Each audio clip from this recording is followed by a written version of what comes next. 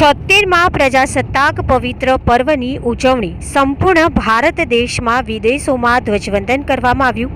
વડોદરા શહેર ગામડાઓમાં પણ 26 જાન્યુઆરીએ વીર શહીદોને યાદો સાથે સુંદર દેશભક્તિ ગીતો સાથે અલગ અલગ વિસ્તારો, સ્કૂલો, મેદાનોમાં ધ્વજવંદન કાર્યક્રમ કરવામાં આવ્યો, જેમાં 26મી જાન્યુઆરી રવિવાર હોવાથી જાહેર જનતા માટે વિવિધ વિસ્તારોમાં મહાપ્રસાદી ભંડારાનું આયોજન કરવામાં આવ્યું।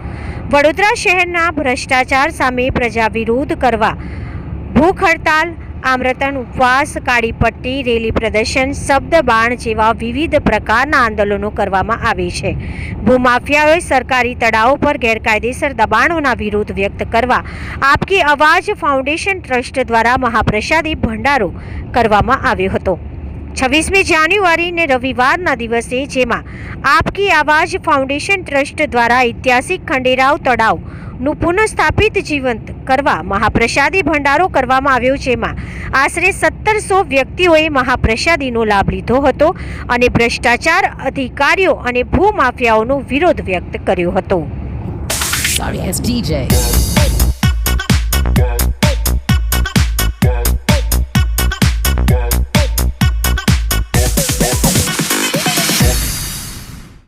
Sorry ass DJ.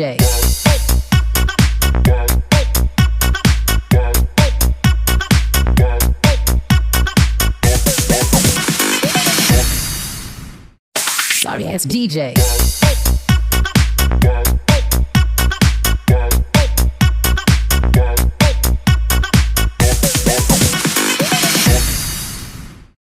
Sorry ass DJ.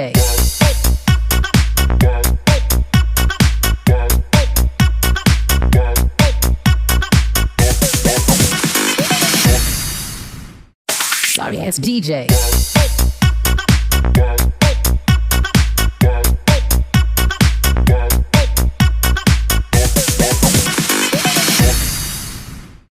Sorry ass DJ.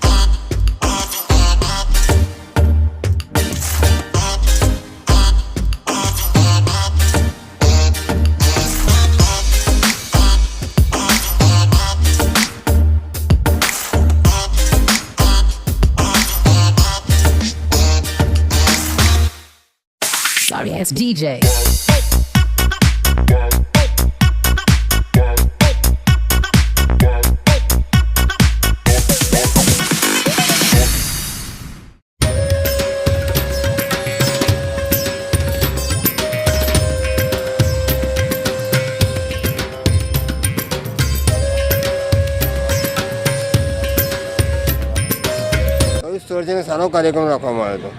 આ વડોદરા શહેરનું આરવી દેસાઈ રોડ છે, શક્તિકૃપા સર્કલ છે, જ્યાં ખંડેરાવ તળાવ જે રાજા ગાયકવાડ છે વિક્રમ સંવત 1940 દ્વારા ખોદાયેલું છે અને એ તળાવ ખોદાયા બાદ સરકારશ્રીને સોંપેલું છે અને ત્યારથી આ જે તળાવ છે જાહેર જનતાનું છે।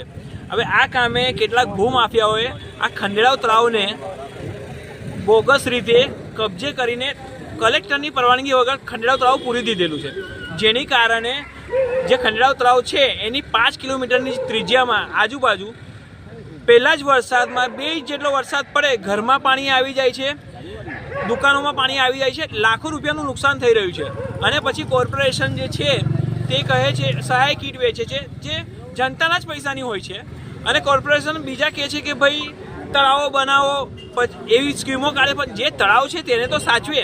માટે અમે ભંડારો અને મહાયજ્ઞનું આયોજન કરેલું છે આ 26 જાન્યુઆરીના રોજ, જેથી જાહેર જે પબ્લિક છે તે લોકો જાણે કે ભાઈ ખંડેરાવ તળાવ વેચાયેલું નથી. રાજા કોઈ દિવસ તળાવ વેચે નહીં, રાજા તો દાન આપે, રાજાને કંઈ પૈસાની જરૂર નથી. એટલે આ લોકોએ કોઈ બોગસ દસ્તાવેજ એવો બનાવેલો છે જેની દિશાહીન જ છે કે ભાઈ આવી કોઈ દિશા મળતી જ નથી. માટે પબ્લિક આવેલી છે અમારા ભંડારામાં, અમારા મહાયજ્ઞને ભંડારાનો સાથ આપેલો છે.